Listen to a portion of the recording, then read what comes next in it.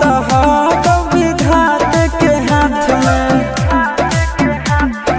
कन्हैया से मिल जाते हमारा तो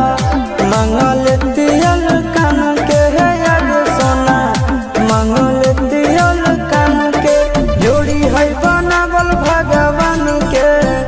दोष न है इंसान के है याद सोना दोष न है भगवान के जोड़ी है बनावल भगवान के दोष न है इंसान के है याद सोना दोष न है इंसान के।